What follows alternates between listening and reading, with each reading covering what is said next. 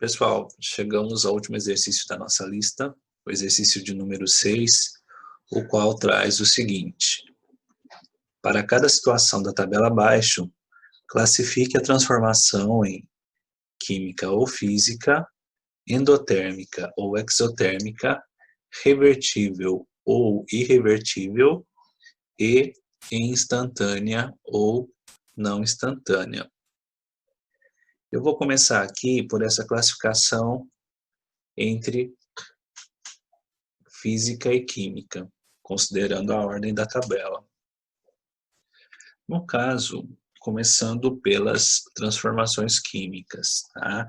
Eu já listei aqui quais são as situações em que a transformação envolvida é uma transformação química, lembrando que nesse caso é necessário que a substância envolvida na transformação ela se altere, ela sofra mudança.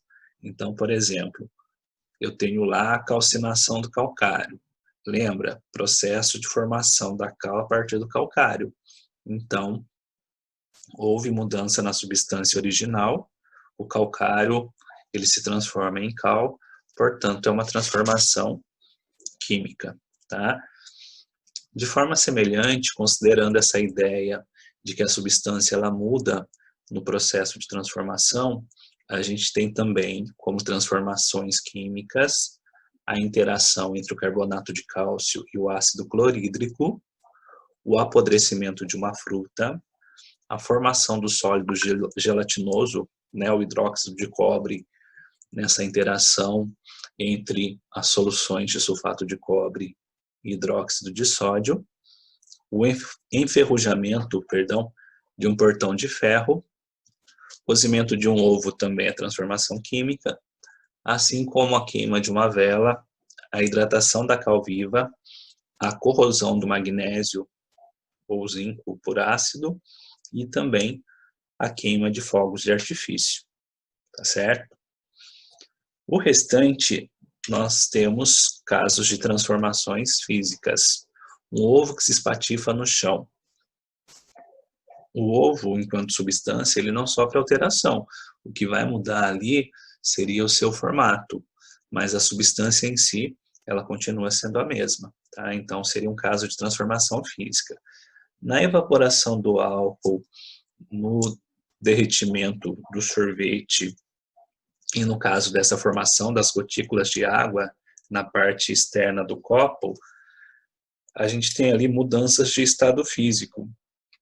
E como a gente já discutiu outras vezes, as mudanças de estado físico são sempre transformações físicas. O que se altera é o estado físico da matéria, mas a substância em si, ela continua inalterada. O álcool líquido, quando ele se transforma no estado gasoso, ele não deixa de ser álcool, tá? Ele evaporou, mas ele continua sendo álcool. Nesse caso, então, transformação física. Assim como sorvete que vai derreter, né? Derretimento é o processo de fusão, mas a transformação ali foi apenas em relação ao estado físico. Transformação física. Formação de gotículas de água, aquela água presente já na atmosfera, né, no ar atmosférico, devido a essa menor temperatura, ele se condensa, ou seja, ele passa do estado gasoso para o estado líquido. Na segunda coluna, a classificação seria em transformação endotérmica, que é aquela na qual há necessidade do sistema absorver calor, absorver energia térmica. Ou uma transformação exotérmica, que seria a situação em que o sistema ele perde energia térmica, ele perde calor. No caso, nós temos as situações em que é necessário fornecer calor para o sistema, ou seja, ele precisa absorver calor, portanto, processo endotérmico, a calcinação do calcário, a interação entre carbonato de cálcio e ácido clorídrico, a evaporação do álcool, cozimento do ovo, né? Nesse caso fica bem evidente. A corrosão de magnésio ou zinco por ácido é um processo endotérmico. Não, aqui, pessoal, vocês vão me perdoar, mas na verdade seria exotérmico, tá? Depois eu vou fazer a correção aqui, tá?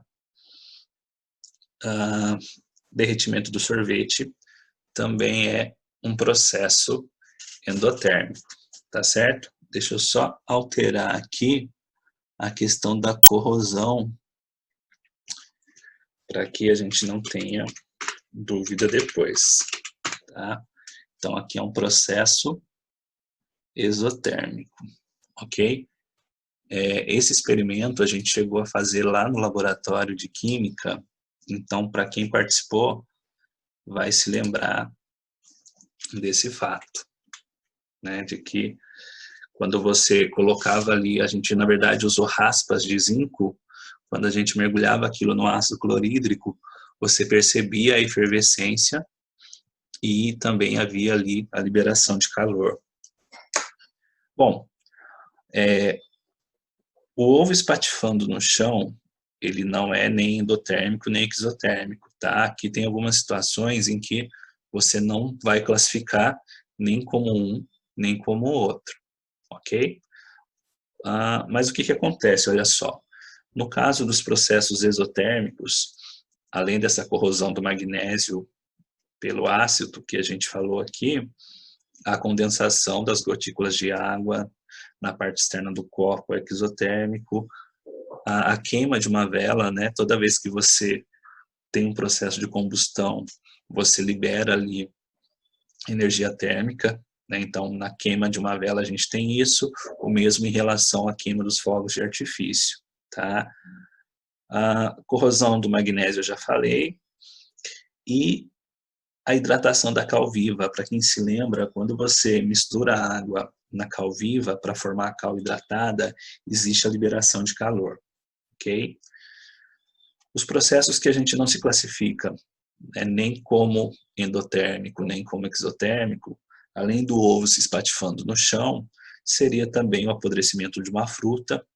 O calor ele pode até favorecer que esse apodrecimento seja mais rápido, mas ele não é um fator determinante, tá?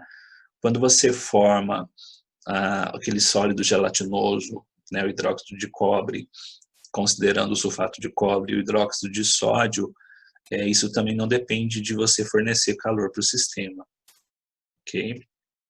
Ou que o sistema libere calor. São transformações químicas envolvendo apenas essas substâncias que vão interagir entre si, tá? Revertibilidade. Pessoal, olha só, a revertibilidade, ela envolve a possibilidade de você, de uma maneira fácil, conseguir transformar aquele processo que aconteceu, você conseguir reverter aquilo, certo? Então você saiu de uma situação inicial, foi para uma situação final, e o inverso seria possível de acontecer, ok? Para a maioria das transformações, a gente observa que elas são irrevertíveis, tá? Então, aqui eu listei quais seriam elas, eu não vou comentar todas, mas o que acontece? Se a gente pega, por exemplo, o ovo se espatifando no chão, quando o ovo quebra ali, né, ao cair no chão, não tem como você reorganizar todos aqueles pedacinhos e bagunça que você fez e transformar novamente naquele ovo como você tinha anteriormente. Então é um processo irrevertível, tá? E todos esses outros processos, eles também serão. E aqui eu gostaria de destacar o seguinte: evaporação do álcool, condensação da água, o derretimento do sorvete, como vocês podem perceber, são todos processos revertíveis. Toda vez que você tem uma mudança de estado físico, essa mudança ela pode ser revertida, tá? Então eu posso classificar dessa maneira. E aqui no caso, quando eu tenho lá a hidratação da cal viva, né, você mistura a água na cal viva para ela formar a cal hidratada, como a gente mencionou antes, isso dá para reverter. De modo geral, as transformações químicas revertíveis, elas envolvem a presença da água. Então, quando você, por aquecimento, né, considerando ali uma situação de um processo endotérmico, você fornece calor e consegue evaporar aquela água presente na substância que você tem, você consegue, então, obter dessa maneira o processo, ou melhor, a substância que você tinha antes. Tá? Então, o processo ele é revertível. Ok? E por último, a gente tem aqui as transformações instantâneas e não instantâneas. Para alguns casos é muito fácil fazer essa classificação, para outros nem tanto. Tá? Então, o que seria classificado como instantâneo aqui? Quando o ovo espatifa no chão, por exemplo, na mesma hora, né, você observa ali as evidências da transformação, tá? Os sinais da transformação. Pessoal, é isso que vai caracterizar uma transformação instantânea. Aqueles sinais que mostram que a transformação aconteceu, eles ocorrem, eles surgem de uma maneira bastante rápida, né? Geralmente a nossa referência é menos de 1 segundo, tá? É diferente, por exemplo, de uma fruta que está apodrecendo ou de um portão que está enferrujando. Isso vai acontecendo aos poucos, ao longo do tempo, tá? Não é algo assim que dura menos de 1 segundo, ok? Por isso são processos classificados como não instantâneos, tá? Agora, o que acontece? A calcinação do calcário, vocês vão perceber aqui que não dá para classificar como instantâneo ou não instantâneo, porque a calcinação, na verdade, ela é um processo em que você não tem evidências macroscópicas de que a transformação aconteceu. Quando você vai queimar o calcário para formar a cal, você tem ali como característica principal, né, o calcário geralmente ele passa por um processo onde ele é moído, digamos assim, né? Então você tem aquele material, uma espécie de pó branco, que quando aquecido a altas temperaturas, né, a partir de 900 graus Celsius, ele se transforma na cal, que é uma outra substância. Porém, aquela cal que se forma, ela também tem essa característica, né, de ser ali um pó branco, ok? Então, por esse motivo, fica complicado a gente fazer a classificação, tá? Como você não tem evidências de que a transformação aconteceu, né, do ponto de vista macroscópico, essas evidências elas não ocorrem, é necessário fazer uma análise considerando outros fatores. Por isso a gente não faz essa classificação.